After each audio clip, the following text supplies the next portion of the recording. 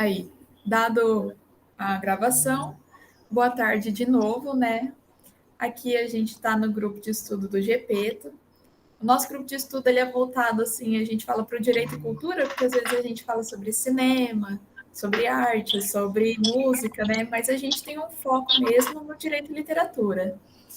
E, né, tô dando essas apresentações porque, como eu disse, como a gente pode ver, tem um pessoal de fora. Eu sou a Gabriela Vernaz, que eu também sou uma das coordenadoras aqui do grupo, né, junto com o Felipe, com o João. Eu tenho bolsa de pesquisa em Direito e Literatura, né, mais precisamente no Direito e Cultura. Então é um tema assim que a gente fala bastante asneira aqui, mas é uma asneira fundamentada. A gente tem autores, referenciais teóricos, então a gente fundamenta o que a gente conversa. Dado isso, né, não sei se o Felipe quer se apresentar, ou o João. Aí eu já deixo a palavra para você, professor, para você ficar à vontade e falar sobre a temática. Eu acho que não tem necessidade de apresentações aí, é só agradecer a presença do professor na nossa reunião e que com certeza vai nos abrilhantar com a sua fala aí, com o que tem preparado para a gente.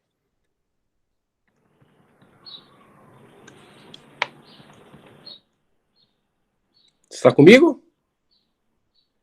Pronto. Eu gostaria de agradecer a oportunidade, né, ao GPETO.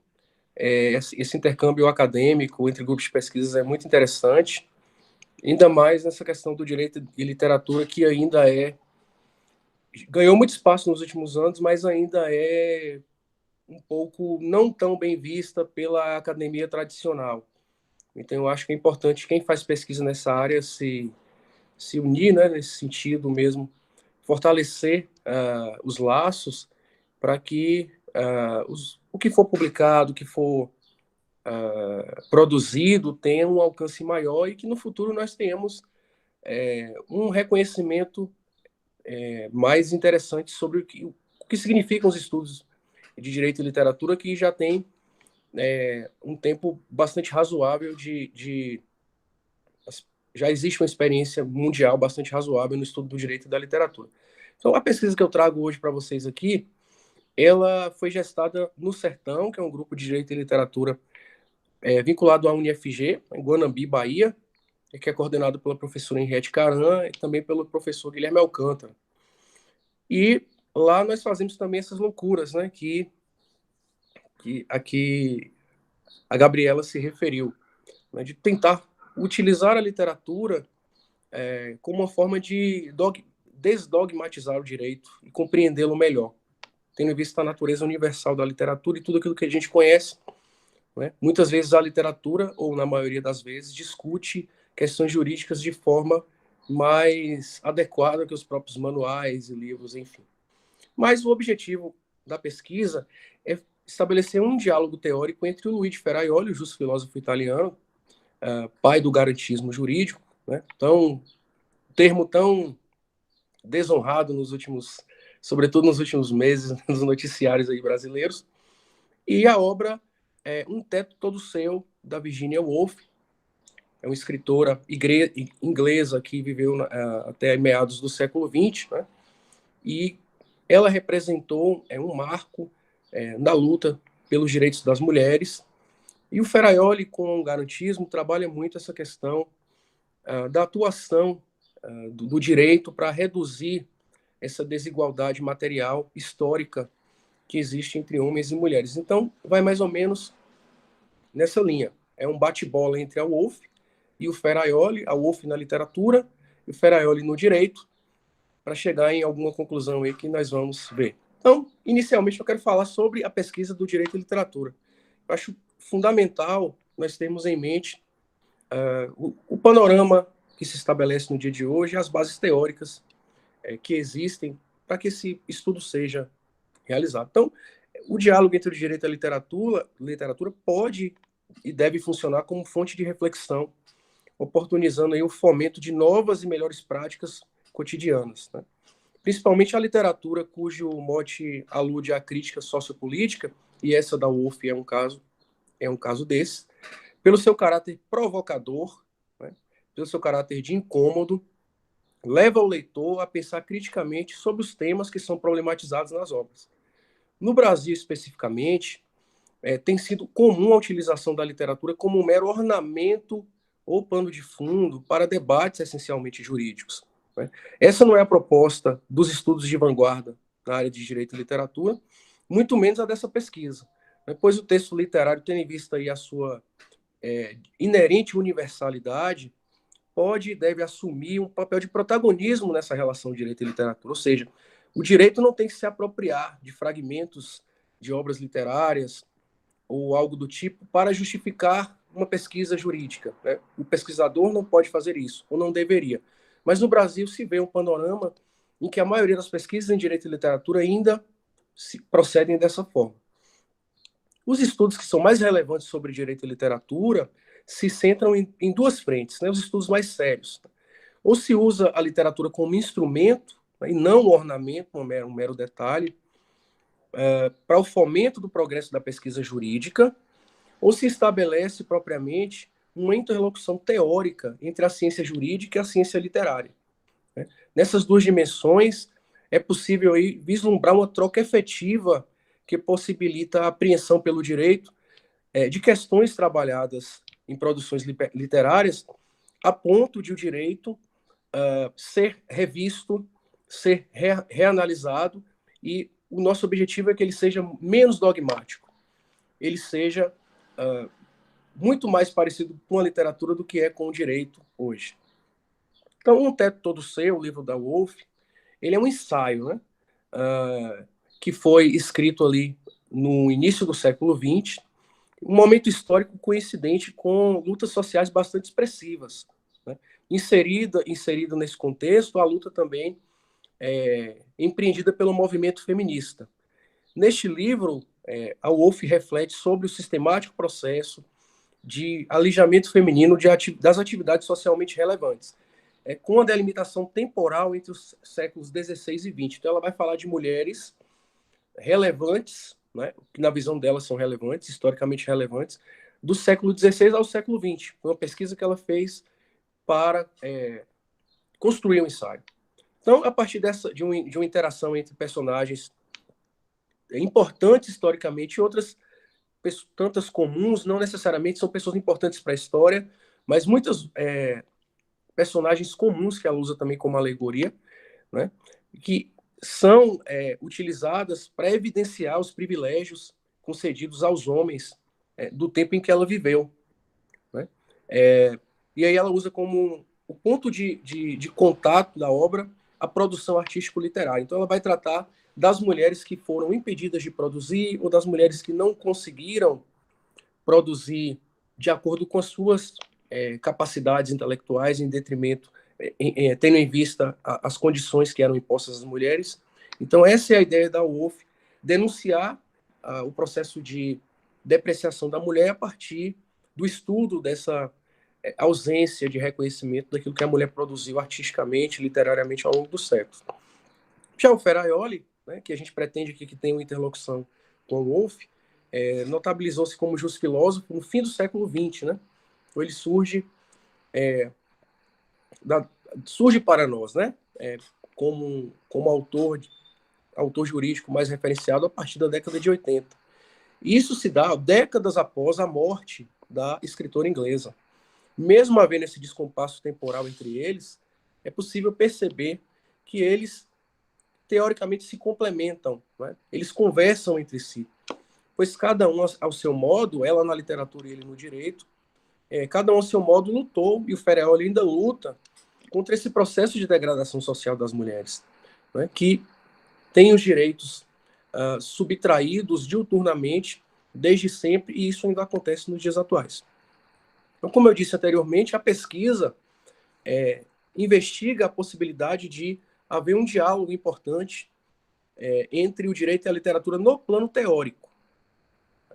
A Woolf, ela traz um ensaio que não é uma obra literária propriamente dita, ela parte da teoria, é um ensaio porque ela parte da teoria e usa alegorias a partir disso, né? E o Ferraioli vem com a questão jurídica propriamente dita. Então, isso vai em algum momento se conectar. Então, vamos passar para a parte mais prática da pesquisa, né? A parte mais interessante. Então, a crítica feminista e relativa a essa questão da paridade de gênero, segundo Ferraioli, comumente se relaciona a uma pretensa contraposição entre os conceitos de igualdade e diferença, né? Fundada no conceito de igualdade jurídica, tal qual arquitetado pela teoria liberal desde os primórdios do Estado moderno. Então, estamos partindo aqui da ideia que foi trazida à baila a partir dos séculos XVIII e XIX pela teoria liberal, a teoria liberal clássica, né? Então, é possível, segundo Ferraioli, identificar esse arquétipo clássico que dá o tratamento ao princípio da igualdade, né? Que implicou e ainda implica, porque existem resquícios, vivemos um modelo liberal repaginado, mas na relação entre a diferença e a igualdade. Esse modelo institui uma valorização de algumas identidades específicas em detrimento das demais. Daí, para o Ferraioli, as diferenças eventualmente valorizadas passarem a ostentar um status social privilegiado, fabricando-se um falso universalismo de direitos que é aplicável somente aos membros das castas influentes, das classes influentes.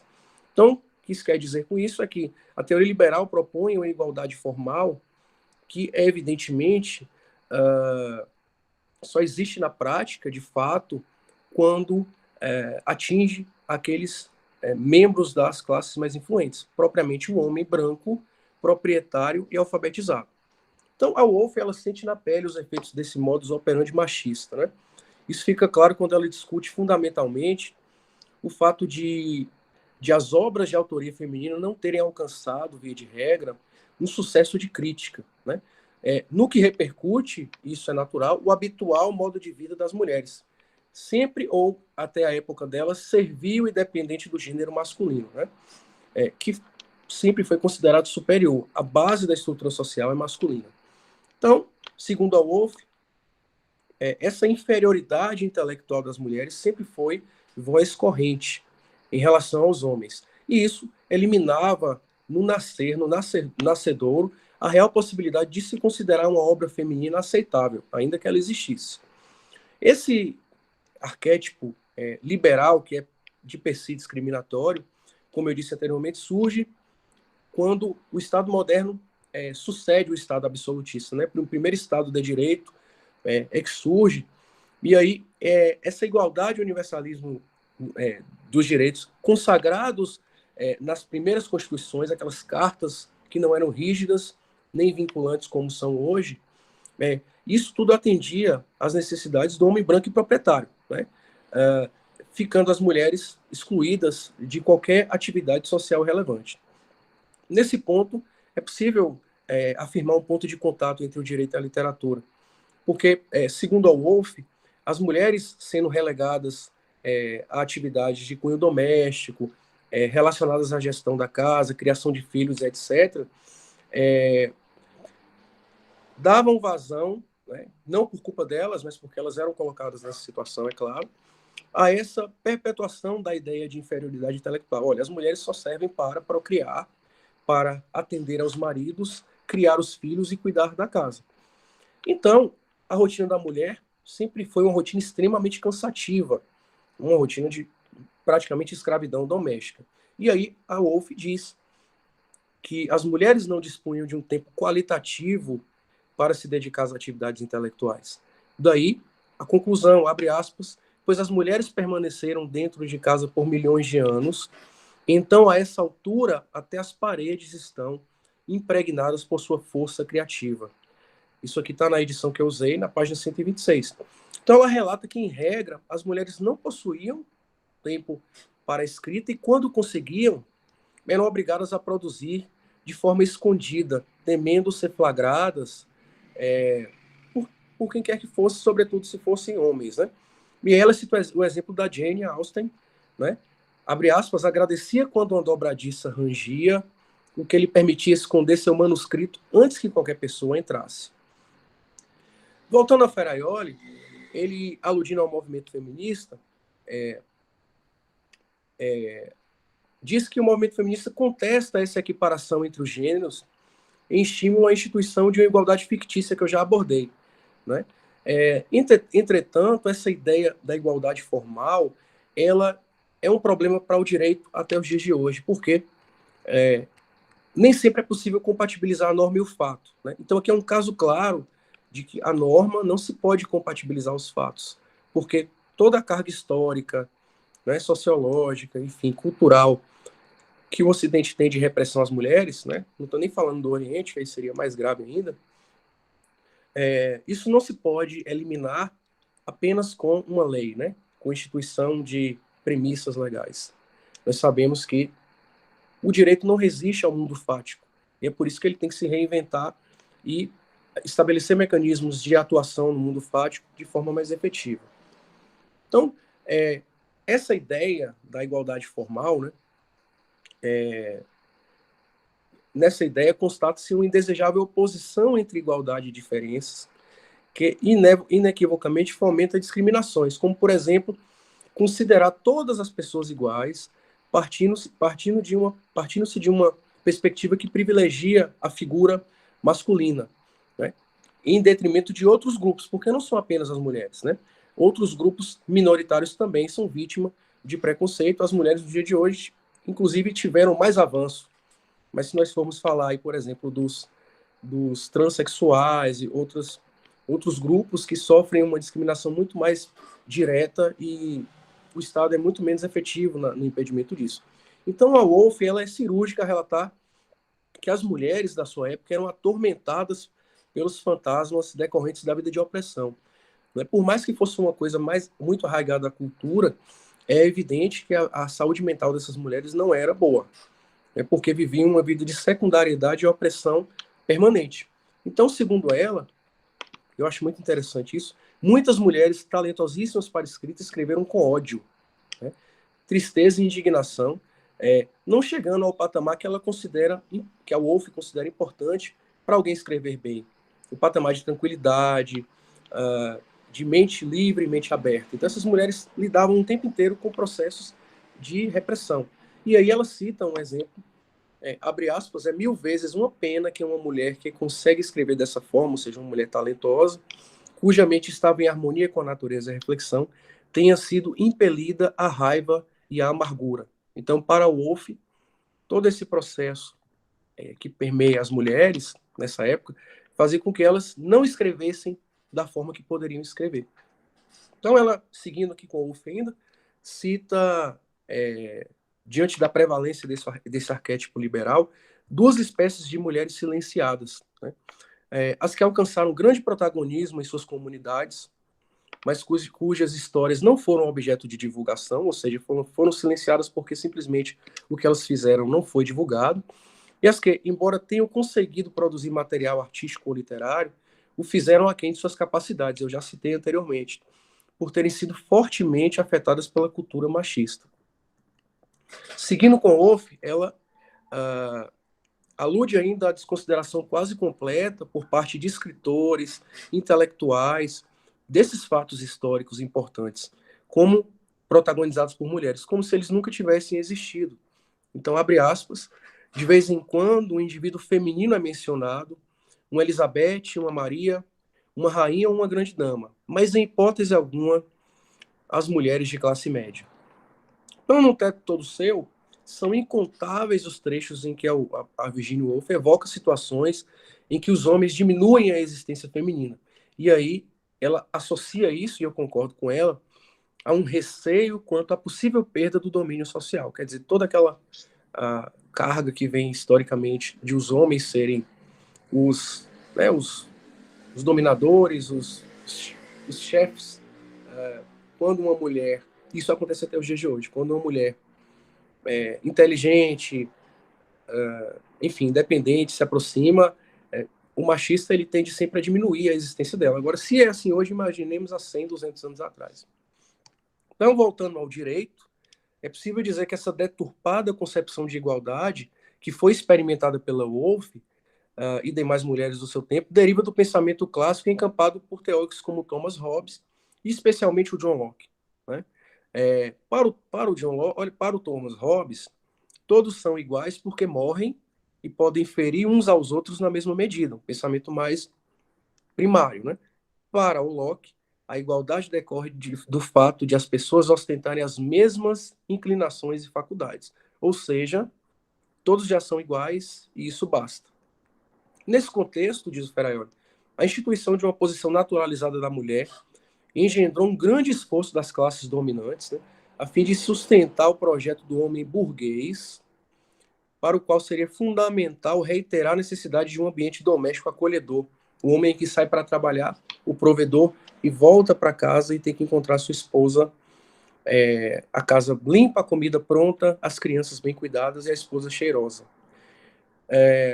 O Woolf afirma, voltando aqui para a literatura, e aludindo à questão intelectual, que é o foco dela, que para se trazer à tona um gênio criativo, é necessário que a produção deve se dar em plena tranquilidade, né? E o autor deve gozar de desprendimento, despindo-se de mágoas e sentimentos negativos represados. E ela trata do Shakespeare, a quem considera o maior gênio da humanidade e em quem ela identifica essa leveza daqueles que alcançaram a iluminação. Entretanto, muitas mulheres com genialidade manifesta, e por que não superior, igual a de Shakespeare, não conseguiram produzir uma literatura condizente com seus potenciais por conta das dificuldades impostas pelo modelo. Então ela cita o exemplo da Charlotte Brontë, né, que mesmo sendo considerada uma boa escritora, foi consumida pelas adversidades enfrentadas, de modo que isso se refletiu na sua escrita. Para Woolf, que era uma literata, uma mulher instruída, parece mais tranquilo identificar na própria literatura esses efeitos, né, que leitores comuns talvez não consigam. Então as mulheres tiveram e têm ainda a sua identidade de gênero violada durante séculos por meio do estabelecimento dessa igualdade fictícia. Então, o objetivo do Ferraioli, e aí já tentando ultrapassar essa visão da igualdade formal, é atribuir um novo sentido ao princípio da igualdade, né? De modo que o princípio passe a funcionar como um critério de valoração a partir do qual é possível identificar distorções entre normas e fatos sociais concretos, remediando-se eventuais descompassos à luz dos direitos fundamentais que são supraordenados. Então é possível afirmar, de acordo com o que Ferraioli pensa, e também o Woolf concordaria, a inexistência de indivíduos neutros, como queria o Locke, né? Os seres humanos universais. Para o Ferraioli, impõe-se que os diferentes sejam tratados e respeitados igualmente, diante da necessidade de se dar a oportunidade a todos de uma vivência condizente com as suas identidades. Isso não vale apenas para as mulheres, vale para todos os tipos de pessoas, né? Então, cada indivíduo é único, né, e, portanto, diverso dos demais, daí porque o Estado, né, como um gerenciador do princípio da igualdade, deve observar isso.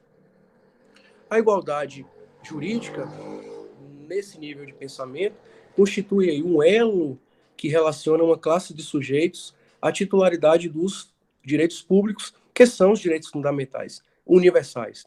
Então, no âmbito da desigualdade jurídica, é possível inferir o seu relacionamento não com direitos fundamentais, como ocorria anteriormente, mas com direitos subjetivos. Na medida em que os direitos subjetivos, sobretudo os patrimoniais, eles têm no seu interior, têm como uma questão inerente a exclusão, né? Porque os direitos fundamentais são inclusivos e os patrimoniais são exclusivos. Na medida em que, para se fazer um negócio jurídico, é necessário que haja aí uma série de requisitos atendidos, enfim. Nós não vamos entrar nessa questão, mas nós sabemos que os direitos fundamentais e o Estado como gestor da Constituição também, né, deve trazer as pessoas, incluí-las neste rol de direitos universais, se afastando dessa ideia da propriedade como um direito natural e como uma liberdade pública, né, porque o modelo liberal institucionaliza o direito à propriedade como uma liberdade, daí não pode vir a ser cerceado, quando na verdade o direito à propriedade, na verdade o direito à propriedade é uma que o Ferraioli chama de poder-dever, né? Ele não pode ser tratado no mesmo nível que os demais direitos fundamentais primários, sobretudo as liberdades básicas e direitos sociais. Então, a igualdade jurídica assume uma forma universal dos direitos que são convencionados fundamentais, como o direito à vida, a liberdade, os direitos sociais, a saúde, a educação, o lazer, né? Que são titularizados por todos em razão da igualdade, do exercício da igualdade na sua forma jurídica e atuante, né? Então, se um direito é reputado fundamental, ele tem que ser amplamente acessível de modo isonômico, não meramente formal, né? Daí, o Ferraioli fomenta um debate interessante sobre os conceitos de igualdade, diferença, desigualdade e discriminação.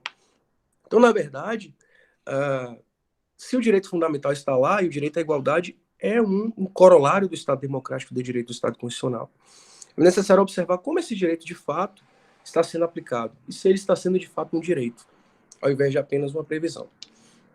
Então, o que o Ferraioli reivindica é um modelo jurídico que seja formal e substancialmente integrador dessas igualdades, né, que derive do respeito às diferenças e, por conseguinte, da garantia da sua afirmação, ou seja, é necessário que as diferenças interpessoais sejam afirmadas, né, para que as pessoas possam viver segundo as suas identidades, né? Então, nesses últimos séculos, houve uma expansão do paradigma constitucional, né, por meio da multiplicação desses direitos fundamentais, do aumento da vinculação deles, né, para além daqueles antigos direitos civis e políticos que surgem lá atrás, né, e também pela progressiva desaparição de diferenças de status por origem, instrução e, finalmente, o gênero. Quer dizer, hoje nós temos, as mulheres têm acesso a todos os direitos formalmente e substancialmente têm acesso a vários, né? Hoje o voto já é universal.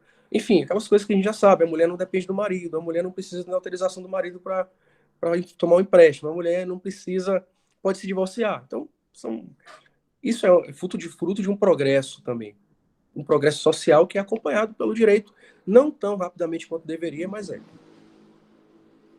Então, é importante ao trabalhar com essa questão de gênero, inferir que a valorização das diferenças sexuais ou de gênero, prefiro de gênero, se ancora essencialmente nesse princípio.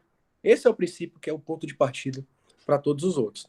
Então, sendo o direito à igualdade correlacionado ao direito a uma individualidade própria, evita-se que as diferenças interpessoais sejam erigidas por status, como ocorreu em paradigmas anteriores, a exemplo do que vivenciou a Virginia Woolf, né? Então, havia uma discriminação legal institucionalizada, direcionada a grupos específicos, sob a forma de igualdade, que era uma igualdade meramente fabricada. Então, voltando ao Ferraioli, o problema jurídico teórico que ele vê enfrentado pela diversidade de gênero reside na necessária criação de garantias.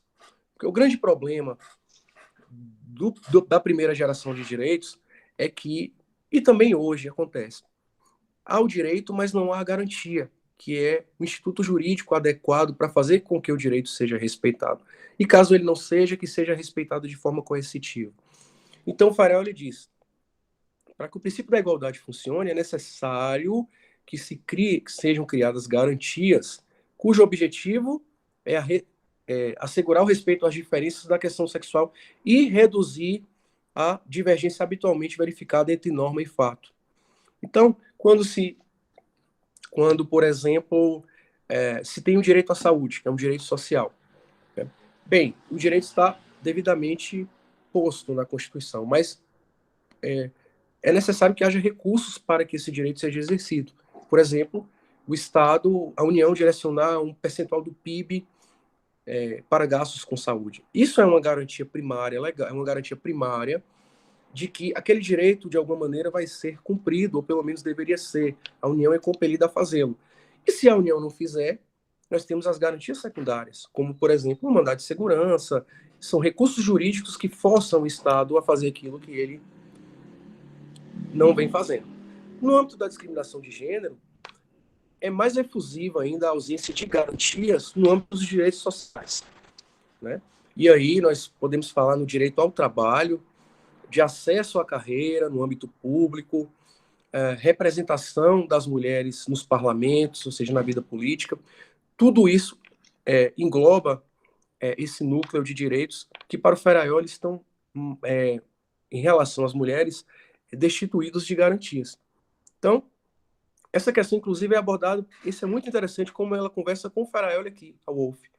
O próprio título do livro, Um Teto Todo Seu, alude ao fato de que, para as mulheres postularem algum destaque no mundo das artes, lhes bastaria, segundo diz a Wolff, um modesto ordenado mensal e um local tranquilo para desempenhar o seu trabalho. Então, era isso de que as mulheres precisariam, na visão dela, para poderem, de fato, exercer a sua atividade. E aqui nós temos um problema da atualidade, né? As mulheres têm uma dificuldade maior de inserção no mercado de trabalho, as mulheres ganham menos, as mulheres são mais produtivas e não são promovidas. Então, tudo isso dialoga com a realidade vivenciada pelo Wolff. Então, já para terminar, essa plena emancipação do princípio da igualdade, que é fomentado pelo Faraoli e buscado também pelo Wolff, como exemplo disso, eu posso citar algumas garantias que podem ser utilizadas para evitar que essa diferença de gênero adquira relevância e estimule a fixação de privilégios, como vem acontecendo. Aí eu citei, reservar, por exemplo, uma cota mínima a ser preenchida por mulheres nos mais diversos níveis do poder político. Hoje nós temos um déficit de representatividade absurdo, quando, na verdade, as mulheres são a maioria da população. Então não faz sentido. Por exemplo, preservar, dar garantias no mundo laboral às mulheres, tendo em vista a sua dupla, tripla jornada, envolvendo a maternidade. Já temos algumas garantias nesse sentido, mas se observarmos, as organizações, de uma maneira geral, giram muito em torno daquilo que os homens determinam, né? E as mulheres muitas vezes se calam diante dessa realidade, e isso implica num déficit de garantia e um decorrente desrespeito do direito da mulher e ao princípio da igualdade. Então, para concluir, eu gostaria de dizer que essas considerações levantadas pela Virginia Woolf em O Teto Todo Seu dialogam com a discussão feita pelo Luiz Faraoli acerca do princípio da igualdade, sobretudo quando se fala do paradigma decorrente da tradição liberal, né, que foi instituído com o surgimento do Estado moderno e, ao menos em parte, vivenciado pela Woolf. Quer dizer, já havia sido pior. Ela viveu no início do século XX, mas era muito pesado da mesma forma. Então, em Um Teto Todo Seu, são apresentados aí os efeitos derivados da fictícia universalidade dos direitos, que, fundada no modelo abertamente excludente, retirou das mulheres a capacidade de desenvolvimento nos mais diversos planos, sobretudo no plano intelectual. Esse diálogo teórico direito e literatura fica evidenciado quando se percebe que, apesar de vieses diversos de atuação e épocas de vida diferentes, Faraoli e Woolf tratam das mesmas demandas. Faraoli, com uma análise jurídica sobre o princípio da igualdade, o consideram a decorrência histórica dos embates protagonizados pelos trabalhadores de uma maneira geral, contexto no qual se insere aí o movimento feminista, e a Woolf viveu e retratou um contexto em Um Teto Todo Seu, uma época de intensa efervescência política e ideológica, né, quer dizer, de lutas operárias, de lutas sindicais, enfim, de lutas pela eliminação do racismo, ou seja, enfim. E aí, nesse sentido, tanto o que o Faraoli aponta quanto o que a Woolf aponta são, de uma maneira diferente, mas complementares, causas do subdesenvolvimento feminino ao longo dos séculos. E vivemos uma época em que a coisa melhorou um pouco, mas ainda há muito a fazer, e a literatura pode nos ensinar como trabalhar, porque o direito, para que haja uma mudança efetiva na sociedade, é necessário que a coisa se modifique no seio social, mas isso é importante também que seja exposto pelo direito. Afinal, o direito é o braço coercitivo do Estado. E aí, eu acredito que a literatura pode ser um grande instrumento para nos ajudar nessa luta.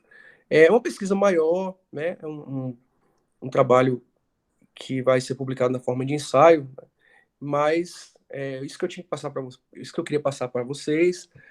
Agradeço a oportunidade, estou aqui à disposição para qualquer debate, qualquer questão que queiram apresentar. Nossa, primeiramente vamos agradecer, né, professor? Foi realmente uma excelente exposição, até alguns comentários no chat. E assim, me toca bastante o tema, mas eu creio que ele toca a todos, né? Eu falo essencialmente por esse caráter, né, do feminismo e tudo. E é engraçado porque eu estava estudando esses tempos para trás a teoria crítica do direito e o feminismo, né? Então, eu achei excelente a exposição, realmente foi muito bom. E eu acho que a gente tem que firmar isso. A gente precisa fazer essas novas ordens metodológicas, né? Fazer o direito e literatura surgir como uma forma de denúncia, como uma forma de exposição, uma forma de humanização também. Então, assim, quanto mais a gente vê pessoas falando sobre, quanto mais pesquisa a gente vê sobre, isso é perfeito, é muito importante. Ainda mais com autoras que foram, como a Ana disse, silenciadas ao longo do tempo. E esse projeto de silenciamento, né, porque é um projeto praticamente, é uma política de silenciamento, ela ocorre ainda hoje, então é muito necessário a gente fazer essas conexões, e ainda mais utilizar um teórico que é muito falado, né, na teoria do direito, na ordem constitucional, que é o Ferraioli. Isso é sensacional, meus parabéns. E eu vi que a Angelita levantou a mão, pode falar, Angelita. Fique à vontade. Oi, muito prazer aí para o povo que eu não conheço. Eu sou Angelita, sou aqui de Santa Maria. Eu fui orientadora do Lucas Kuhn, que é do grupo de vocês lá do Garantismo, muitos anos, lá na Unicruz, há muito tempo atrás, né? E agora faz parte ali do grupo, ele me convidou para participar do grupo do Garantismo Constitucional, Garantismo Popular. Garantismo e Constitucionalismo Popular, ou Constitucionalismo e Garantismo Popular, que eu ainda não me localizei direito com o título. William, salve-me. Garantismo e Constitucionalismo Popular. Constitucionalismo Popular, né? Tá, beleza.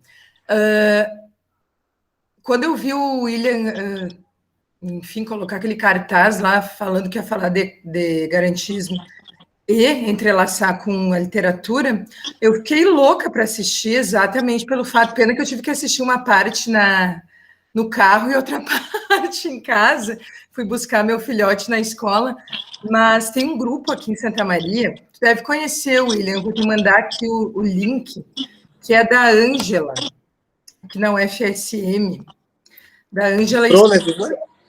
Isso, exatamente. Então, a Ângela foi minha professora há muito tempo atrás, ela que, né, através desses entrelaces que tu está fazendo agora, que me despontou aí para eu me tornar futuramente, né, tempos depois, professora também, interessada na pesquisa, na academia e tudo mais. Então, descobri o Vará, descobri a Henriette, descobri, enfim, né, esses autores todos, pelo olhar do direito, é algo absurdamente interessante para mim. Então, isso transformou, na verdade, toda a minha vida e me fez, durante a graduação, como professora de graduação, fazer o entrelace entre pesquisa, ensino e extensão. Então, a gente teve um trabalho bem legal, né? Agora eu não estou mais com esse projeto, mas ele durou vários anos, chamado Direito, Cinema e Literatura em Movimento. Então, a gente fazia esses entrelaces, levando os direitos fundamentais da sala de aula para...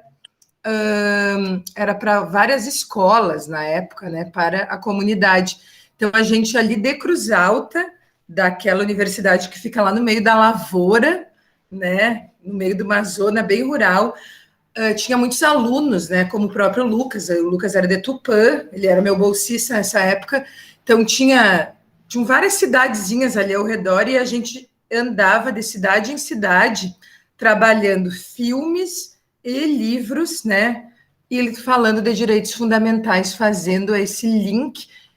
Inclusive falou em alguns momentos da teoria do Ferraioli, trazia, né, falava de teorias jurídicas, teoria de fontes e por aí vai, e conseguia fazer esse diálogo com o pessoal do ensino médio. Então, teve gente que depois disso até foi fazer direito.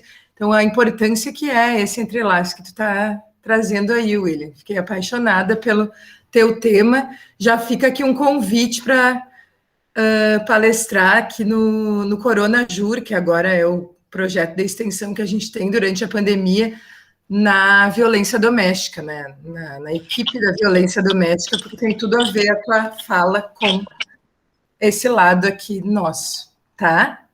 Então, foi um prazer professora, que eu fico muito honrado, agradeço a sua presença, e eu estou à disposição. Eu acho esse mundo de intercâmbio, como eu falei no início, maravilhoso. A gente conhece pessoas, troca ideias, fortalece projetos, e o pessoal aí, muito gentilmente me chama de professor, mas, gente, eu pretendo um dia ser professor. Eu estou iniciando minha caminhada e estou fazendo as minhas pesquisas junto com os meus colegas, junto com a Henriette. Esse é fruto de um trabalho meu e da Henriette e dos colegas do Sertão. Então a gente vai levando aí para onde for chamado, e a gente convida também. Eu acho que a lógica é essa. Da onde que tu é, William? Eu sou de Vitória da Conquista, Bahia. Ah, tu é da Bahia, então tu conhece a Exilda, professora Exilda, que trabalha com direito e literatura. Se não conhece, vou te apresentar. Ela trabalha bastante com feminismos, direito e literatura. Exilda Mello, aí da Bahia. Agora eu já ouvi esse nome, não me é estranho, mas eu não conheço. Agora ela está em João Pessoa. Ela trabalhou comigo porque eu trabalhei na Bahia durante algum tempo. Meus primeiros anos de sala de aula foram na Bahia, né? Lá em Salvador e em Lauro de Freitas. E aí eu conheci muita gente boa, e ela trabalha com direito e literatura e trabalha com feminismo. Em seguida ela faz algumas lives, enfim, com a Henriette mesmo. Então, acho que é um bom contato aí para ti. Depois vou te passar, tá? Obrigado.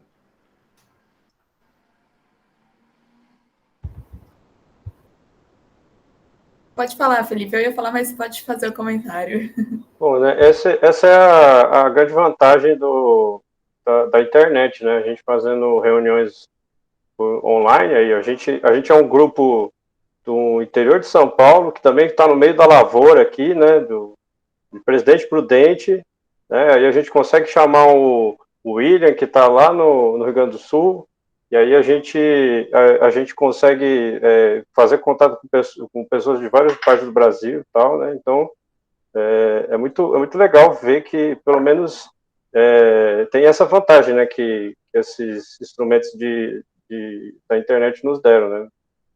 Bom, mas o tema do William é um tema que toca no feminismo, né? E a gente tem bastante, bem, pelo menos aqui no grupo a gente já falou várias vezes desse tema, e tem meninas aqui já estudaram, trabalharam com o tema do feminismo, né? Então eu queria deixar o espaço aí para, se algumas delas quiserem fazer algum tipo de comentário e tudo mais, eu quero deixar o espaço aí para elas.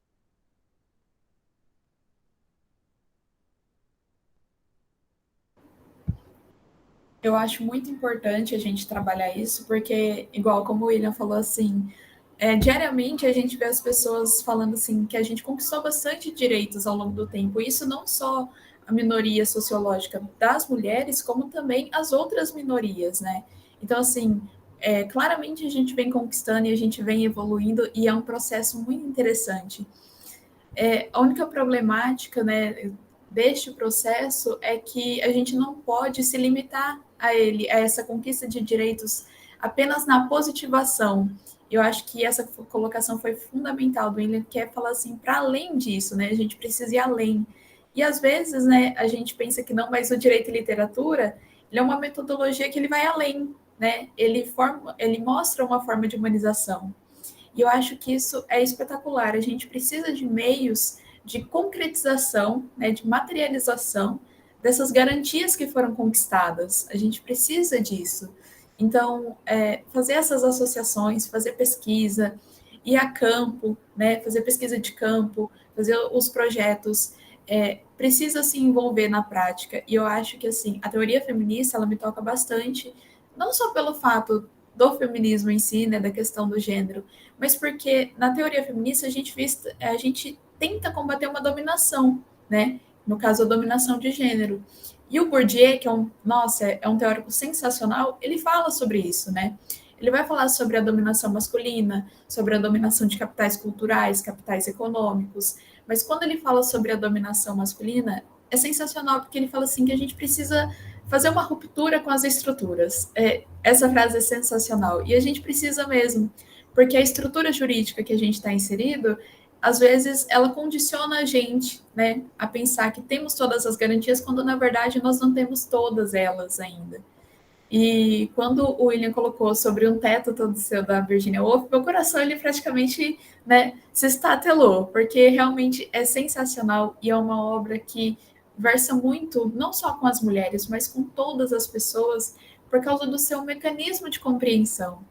Então, eu acho assim que ficou perfeitamente colocado, né? Mais uma vez firmando, né, sendo repetitiva, mas eu acho que por vezes é necessário, né, para se fixar isso, né? Incrível, incrível. Pode falar, João. Estou falando demais já. Não, que é isso, pelo amor de Deus. Primeiro, agradecer ao William aí pela brilhante exposição. E eu gostaria, assim, diferente de todo mundo, eu poderia falar de pontos que muito me atraíram, mas são vários, para ser sincero. É quase toda a fala. Então eu anotei alguns questionamentos de partes da fala que eu gostaria de entender, assim, gostaria de perguntar.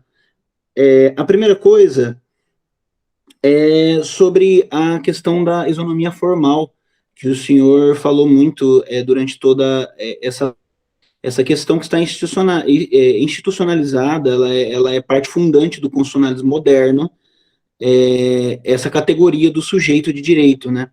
E como a teoria crítica olha para essa relação e o problema do sujeito e da igualdade, dessa isonomia formal. Eu gostaria de saber, a teoria de uma novo princípio da legalidade do professor, agora eu aprendi que tem que comer a pronúncia certa, né? Ferraioli, né? Não falo J. Na graduação inteira falando Ferrajoli errado. Porque no italiano você não tem o J, né? Então é Ferraioli mesmo. Você entendi. O J é o I. Eu queria fazer uma pergunta. Esse novo princípio, como ele se difere frente ao famoso mote aristotélico, muito atribuído a Rui Barbosa, que a gente tem no direito, de que nós devemos tratar os desiguais de forma desigual na medida de suas desigualdades? Em que momento ele, ao chocar-se com essa ideia, a reproduz? Em que situação pode divergir desse entendimento? Na verdade, é necessário falar dos diferentes paradigmas de constitucionalismo, né?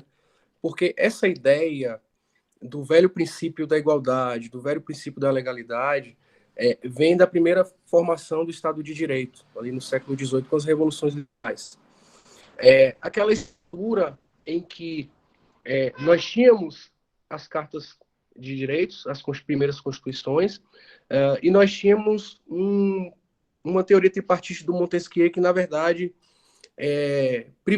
privilegiava, naquele contexto, a onipotência política. Porque, com as revoluções, tinha-se aquela vontade de que todo o poder emanasse do povo, e o povo seriam aqueles representantes na esfera política, daí o poder, sobretudo o judiciário, não ter muito apelo. Mas onde eu quero chegar? Né? Esse modelo é um modelo formalista, porque o Estado, naquela ocasião, ele era um mero não interventor na vida social. O objetivo do Estado era apenas assegurar os direitos mais básicos, como a vida, enfim, os direitos de primeira geração. Com esse processo de onipotência legislativa chegando ao limite com o nazismo e o fascismo já no século XX, a gente tem aí o surgimento de um segundo paradigma de constitucionalismo, que é o que Ferraioli chama de constitucionalismo jurídico. Nesse momento, o Estado ele passa a ser regulado pelo próprio direito, e o Poder Judiciário passa a ter a capacidade de controlar o poder político, o que não acontecia anteriormente. Neste processo, é um processo simultâneo de surgimento de constituições rígidas, e aqueles direitos fundamentais que eram meramente programáticos, não gosto dessa palavra, mas meramente programáticos, agora eles adquirem uma vinculabilidade, porque o direito pode obrigar o Estado, né, a cumprir aquilo que está previsto nas constituições. Então, o mero formalismo dá lugar ao que a gente pode chamar de substancialismo, que é os direitos de liberdade e os direitos sociais tendo que ser respeitados sob pena de o Poder Judiciário, que agora assume o papel de protagonismo, agir de acordo com a Constituição e atribuir responsabilidades, o que não acontecia anteriormente. Então, se fala que todos esses princípios constitucionais, normas fundamentais, etc., no momento em que o paradigma sai do Estado legal para o Estado constitucional de direito, eles ganham substância. Por quê? A validade normativa anteriormente vinculada somente à questão formal, ou seja, como a lei era feita, isso bastava para que a lei ela fosse efetiva. No Estado constitucional de direito, não. Além de ser formalmente adequada, ela tem que ser substancialmente adequada segundo os direitos fundamentais, e se isso não acontecer, o Poder Judiciário, que antes era mero coadjuvante, agora pode obrigar que a substância daquele mandamento constitucional e também das leis infraconstitucionais tenham força. Então, esse brocardo de tratar todos, tratar os iguais na medida das suas desigualdades é uma simplificação bastante grosseira do que constitui o princípio da igualdade hoje, porque deriva muito mais de um pensamento que já foi superado, né? Hoje nós temos as formações do Estado, né?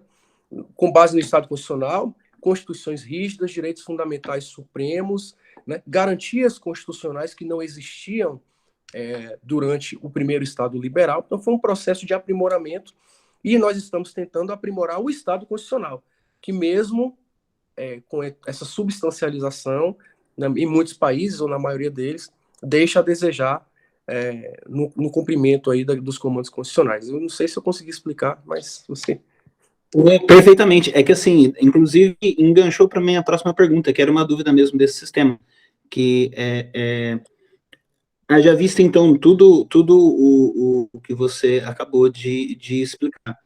Se nós compreendermos, então, e nisso eu digo o direito como processo político, né, e essa relação em que, ao meu ver, como você explicou, o próprio Ferraioli percebe enquanto as relações e o próprio enfrentamento histórico de classes que são dominantes e outros que são trabalhadores, para não usar o termo já bastante batido na academia aí de proletariado.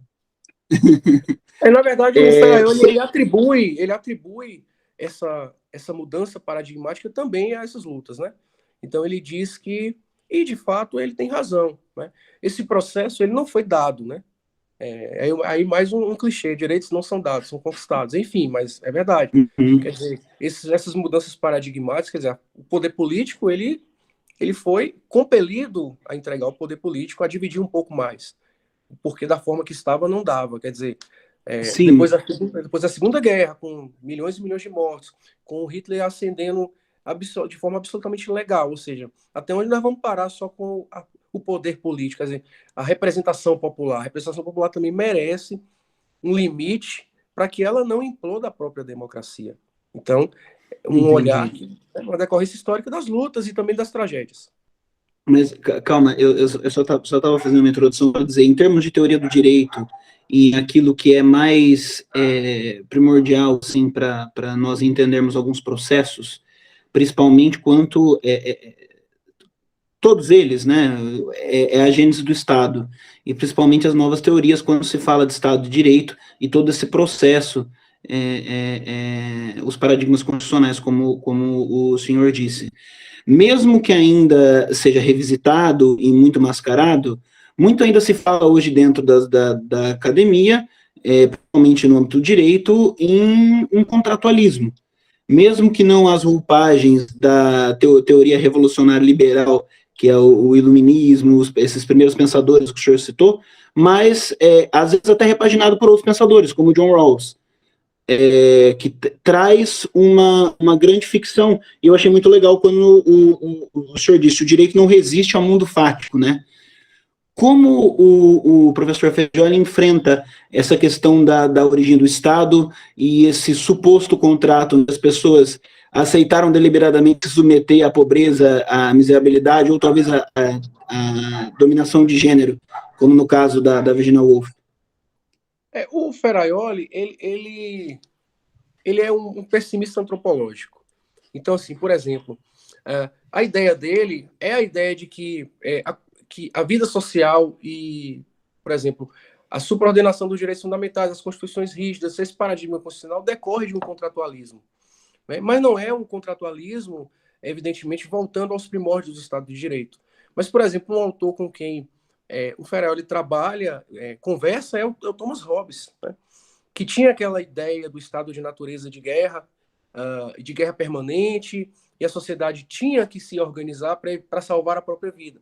É claro que naquele contexto histórico, Hobbes alude a um soberano absolutista, né? Então, o Ferraioli, ele, nesse sentido, ele faz uma leitura contemporânea do Hobbes, porque ele entende que o direito que não é limitado é sempre exercido com abuso. Daí a teoria dele ser uma teoria positivista, ele chama de justpositivista crítica, e é bastante analítica. Então, qual é a ideia do Ferraioli? O Ferraioli, ele é um liberal, sim. A teoria dele é liberal porque parte do pressuposto do respeito aos direitos fundamentais, sobretudo liberdades individuais. Mas, ao mesmo tempo, ele diz que o Estado tem que entrar para evitar que os abusos de direitos se perpetuem. Então, uma das principais críticas feitas pelo Ferraioli hoje em dia está associada à grande liberdade do capital econômico e financeiro. Então, ele é um grande crítico da liberdade econômica da liberdade total da economia. Ele é um grande crítico do modelo de soberanias que nós temos hoje, porque ele entende que os estados nacionais não dão conta de segurar o capital financeiro que, para ele, vem destruindo o mundo, porque ele entende que a política está submissa à economia. Então, de fato, eu não vou ler o Rawls. O Rawls tem uma visão diferente da do Ferraioli. Eu acho que ele moderniza o Hobbes. Só que ao invés de dar o poder a um soberano e dizer, faça com o povo o que você quiser, desde que o povo fique vivo, ele diz, bem, o soberano aqui são os direitos fundamentais. Os direitos fundamentais estão acima da vontade popular, majoritária, e o papel do Estado de Direito é proteger as minorias, e do Estado é reduzir as desigualdades. Isso implica, sim, num contratualismo, né? Ainda que seja uma coisa... Porque a ideia de Estado de natureza e de contrato social, ela fica mais no plano teórico. Essa questão de... A gente não sabe bem, quer dizer, o Estado de natureza, o que seria, para um autor é uma coisa... Isso é mais uma ficção mesmo. E o contratualismo é uma coisa meio que tipo estalo, assim. O fato é que eu acho que são mais alegorias teóricas que existem para explicar o que a gente tem hoje, que é um grande contratão mesmo, com a Constituição sendo regendo as nossas relações. Entendi, De fato, professor, o direito não resiste ao mundo fático. Não tem jeito, nada resiste, né? Nada resiste. Bom, pessoal, mais alguém aqui do pessoal quer fazer alguma pergunta, algum comentário? Entendeu alguma coisa?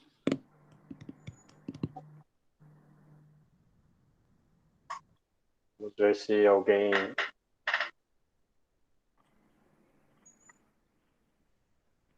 Pode mandar no chat também, não tem problema. Pode falar não, não tem. Aí eu consigo tocar. Tudo bem. Bom, uma coisa interessante que eu não sei se... Só para complementar, né? Não sei se é uma pergunta, mas talvez a gente possa comentar, né, esse fato, é que durante o governo Temer, né, a gente teve uma coisa que eu acho que foi inédita na história do Brasil. Eu não sei dizer exatamente se foi inédita, mas a gente teve duas mulheres ocupando os maiores cargos do judiciário brasileiro, né? Você tinha a ministra Carmen Lúcia como presidente do STF e a procuradora-geral da República, a Raquel Dodge, né? Então, dos dois maiores cargos do judiciário no Brasil, você tinha duas mulheres, né? Eu acho que não sei se isso aconteceu em algum outro momento do passado, mas eu vi eu li uma reportagem uma vez falando que você tem muitas mulheres se formando em direito, estudando direito, né, cada vez mais todo ano, e é muito difícil você ver a mesma quantidade de mulheres que se forma entrando em cargos públicos, né, ou cargos importantes. Não é proporcional esses números, né? É como se tivesse um teto de vidro que impede que as mulheres alcancem os grandes cargos públicos, né? E eu acredito que esse fenômeno que aconteceu, de a gente ter duas mulheres em grandes cargos de autoridade, foi algo que não tinha acontecido antes, né? Não sei, mas então eu queria que o professor falasse se isso tem como ir avançando, desenvolvendo, ou será que a gente vai ter algum tipo de retrocesso ou algo assim nesse sentido? Bem, eu acho que, eu não sei dizer se haverá um retrocesso, espero que não. Mas o que eu acredito é que o Estado ele tem que agir para minorar esse déficit de representatividade. Porque, na minha visão, esse fato ele é um fato aleatório. Assim. Não é aleatório porque antigamente as mulheres sequer chegariam à magistratura, enfim. É um reflexo do trabalho que vem sendo feito ao longo dos tempos, mas acho que é uma coisa muito tímida ainda. Se nós formos em todas as repartições, nos diversos poderes, sobretudo nos cargos de comando, as mulheres ainda são uma minoria muito grande. E a estrutura ela é uma estrutura muito masculinizada, né? E isso, se nós deixarmos apenas para o imponderável, o aleatório, a coisa vai ser muito mais lenta do que deveria ou não vai acontecer. Por isso que eu, na minha pesquisa, trabalho com o Ferraioli, mas poderia ser outro autor, porque eu sou favorável à intervenção do Estado mesmo para assegurar que nós tenhamos uma pluralidade, uma multiplicidade, não só relativa às mulheres, como também a outras minorias. Porque o papel do Estado é isso. O papel do Estado não é patrocinar interesse privado, não é dar lucro a ninguém.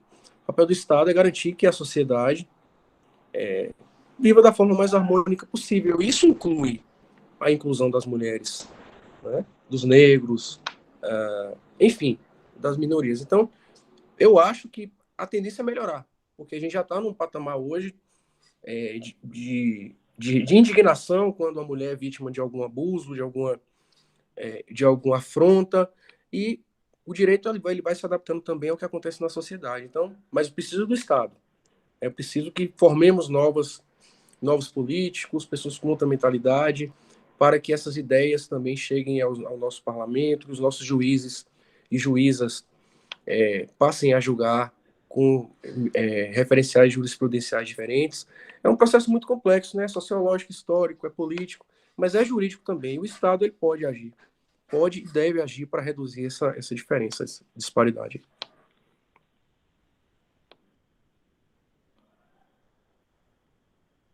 Bom, professor, assim, é algo assim que acontece muito comigo, principalmente, que eu nunca tive muito contato com autoras de literatura, né, mulheres. Então, só para a gente deixar organizado, esquematizado, assim, qual seriam as grandes, as obras interessantes para a gente começar a ler um pouco da Virginia Woolf ou de outra autora? Alguma coisa assim ligada ao feminismo? Pode ser o feminismo, pode ser só a literatura mesmo. Bem, tem, por exemplo, tem uma autora que eu acho muito legal, eu acho que pode ser uma leitura interessante, porque ela trata especificamente do movimento feminista, mas lança um olhar bastante interessante, que é a Judith Butler, é uma autora que eu recomendaria. Para quem, não é necessariamente para estudar o feminismo, mas para ter contato com uma obra que trata do feminismo, mas que ao mesmo tempo é muito interessante. Eu tenho umas sugestões para fazer para vocês aqui, de algumas autoras que. Só um minutinho, deixa eu tirar, porque eu tô no celular, meu computador tá dando pau aqui. Que eu posso citar que eu usei no meu trabalho.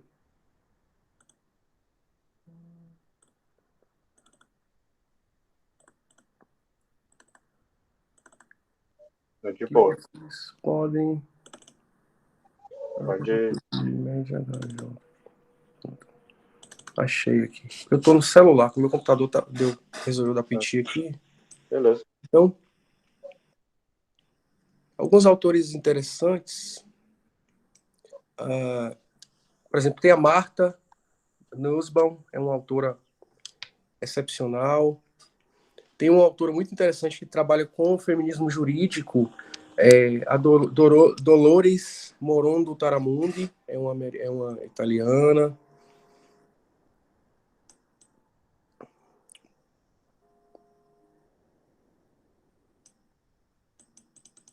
Tem uns artigos interessantes na revista de Direito e Literatura da Melina Fachin, é uma brasileira que trata também desse tema. Adriana Cavareiro é outra autora também que pode ser utilizada.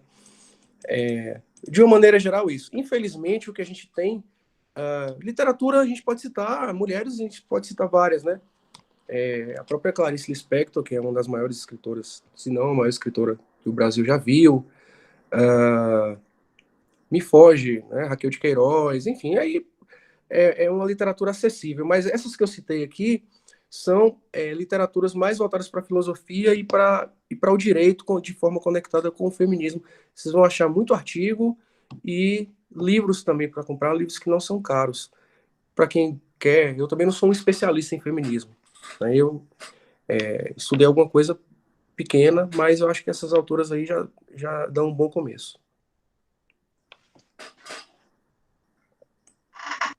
Bom, pessoal, quer fazer mais algum comentário, mais alguma pergunta? Que a gente já está chegando no final da nossa reunião. Pessoal da Toledo pode deixar o RA para contar horas, né? Horas são importantes.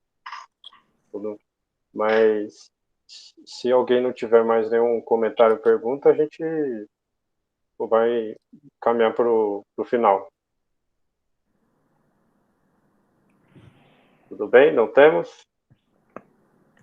Bom, então quero agora, nesse final de reunião, agradecer mais uma vez ao professor por ter aceitado o convite que o professor Guilherme fez.